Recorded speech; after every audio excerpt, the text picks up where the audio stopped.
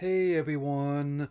So, earlier today I saw Transformers 1, the highly anticipated reboot slash prequel to the long-running Transformers franchise, celebrating its 40-year history, and I, for one, absolutely loved it as a longtime fan. And I won't be going into major spoilers in this video, there'll be some minor ones, but I will say that if you have been as entertained by the franchise as long as I have, if not longer in some cases, it's definitely well worth your time and money. And if you're a relative newcomer, then this is definitely one you can start with.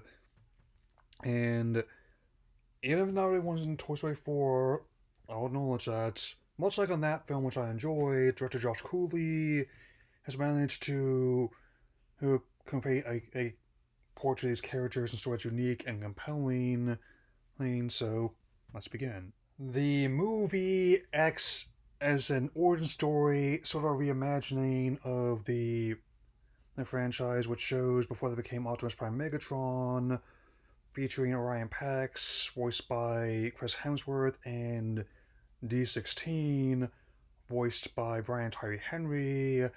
They define the rigid hierarchy on Cybertron, and after roping companions B127, voiced by Keegan Michael Key, and Aelita, voiced by Scarlett Johansson, and along for the ride, they go on a journey to discover their true selves and different ways to reshape the planet Cybertron. On and I must say, that I can still maintain this is now one of the best incarnations to date, and I'd say it's the best animated theatrical installment since the '86 movie, and even with my love for that, I believe this might be a new benchmark for the franchise. I mean, with more plans coming, and especially if it hits like I hope it will, he'll. I'm not saying we'll have to do like Inside Out 2 or even Despicable Me level money. Then the future looks very bright indeed. Even with the discourse around how in celebrity voice acting, I really like how the cast not only managed to put their own spin on all of these characters that people have loved from previous adaptations and toys, but also make them their own. Not just in the case of Hemsworth and Henry, but also especially in the case of Keegan as B127, aka Bumblebee, where he's definitely shows his skills of improvisational comedy from other movies, as well as his work on Mad TV and Key and Peele, among other television series. I can definitely tell that when they give enough room to improvise, they do so. I mean, it definitely. I wasn't the only one laughing in there, but I also know that's not just as them goofing on each other, though doesn't really feel as forced as you might think. I mean, it actually comes up very naturally the way the cast plays off each and you definitely see a bit more than you did in the advertising, and definitely vouch for that.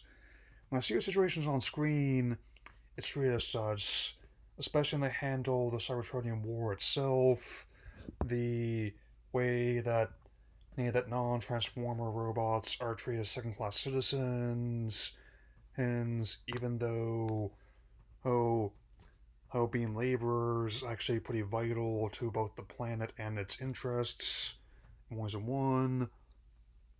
And it's definitely he managed to reimagine a lot of key parts of the lore, incorporating everything from the Beast era, which is the incarnation of the franchise that I grew up with back in the 90s, as well as the Unicorn trilogy in the early 2000s, especially Armada, the original whole show and toys from the 80s.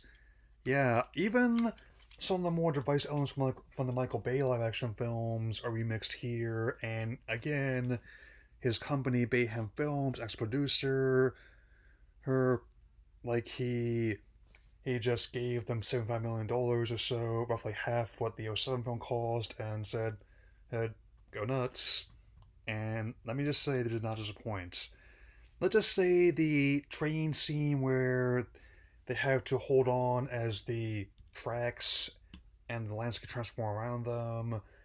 It reminds me a lot of like the one that have to avoid like the train on Stand By Me, as well as chase it, but going around these loop de loops. I also especially like the Icon 5000 we see at the beginning, where again they do establish that the planet itself is like a character almost the one. Again, I'm not gonna say exactly why, but if you see the movie and are familiar with the lore like I am, you're definitely gonna know what I'm talking about.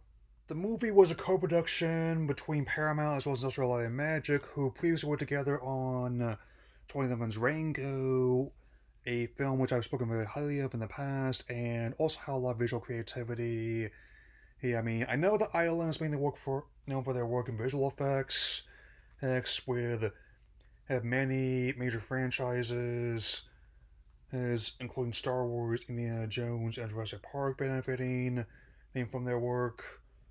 And I gotta say, as a company that's also helped innovate the Transformers franchise more than once in the past, they definitely have a lot of color and energy going them. Yes, there are some flaws just to recognize as a but a lot of moving parts there, especially entertaining. I like how little things with color the different parts of the city, where everything from like the surface of the planet to the cityscapes that go deep into its center, and even like the energon mines and garbage chutes have so much detail to them. I mean, again, they're obviously not having the same level of budget that Disney and Pixar or even DreamWorks had to work with. But I've argued before, and Pixar again, it's not always the budget; it's how you use it. I mean, it reminds me a lot of how films like the Spider Verse movies, as well as Mutant Mayhem, were able to work with limitations they have against them, even use a lot of elements from 2D animation and give it a lot of personality, the shading, the lighting, color palettes, where you let characters move. I mean, it's another one I'm really liking the whole new trend of making a lot of works 2.5D, where you can tell it's stuff is rendered in 3D, but the imagery will be right at home in 2 dimensions.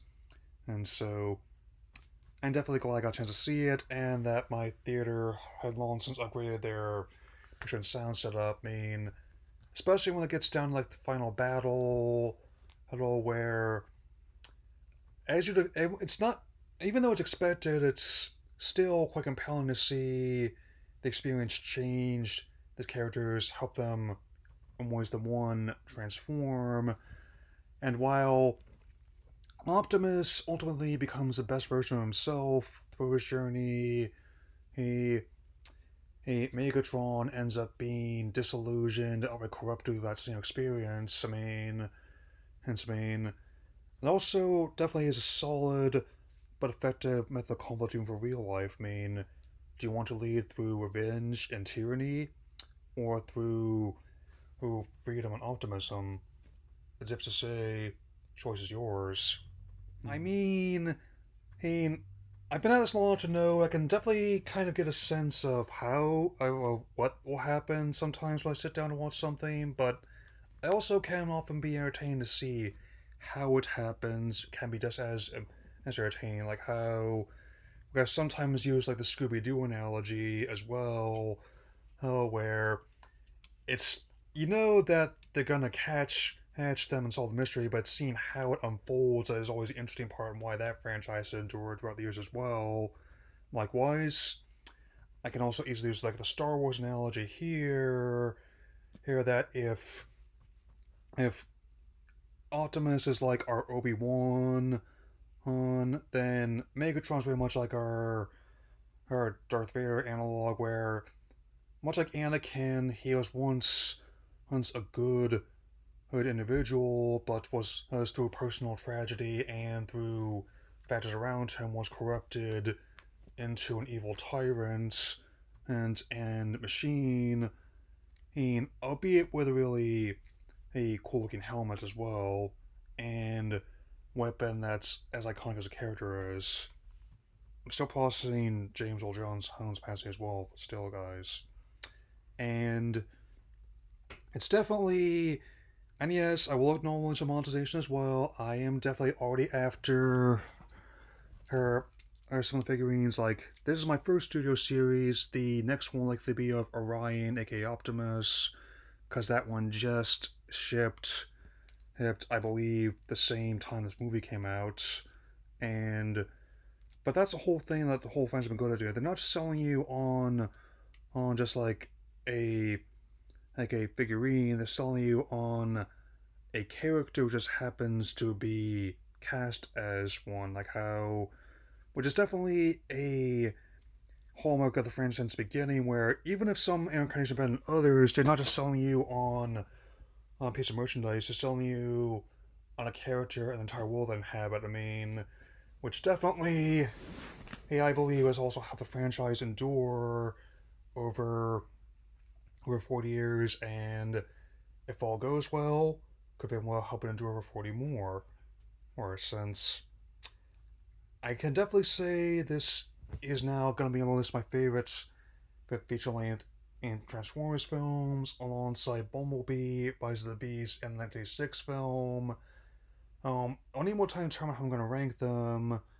Um, but yeah, I definitely am glad I got a chance to see this, and be eager to talk about it more. Most likely when it comes on Paramount Plus, and I'll do my spoiler review as I often do. Yeah. Overall, Transformers One is much more than meets the eye as a truly special reimagining for both longtime fans and newcomers alike.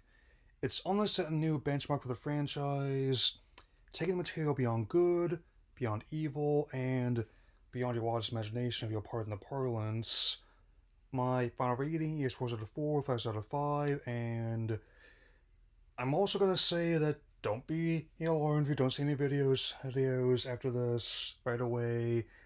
It just means I'm working on my 300 subscriber special. Really, I'm halfway through that, just about, and I am really eager to meet my goal of getting that done on or by the day I set for myself. So, and I'm making a good approach to meet that goal, like keep it up. So, take care, everyone, and till all are one.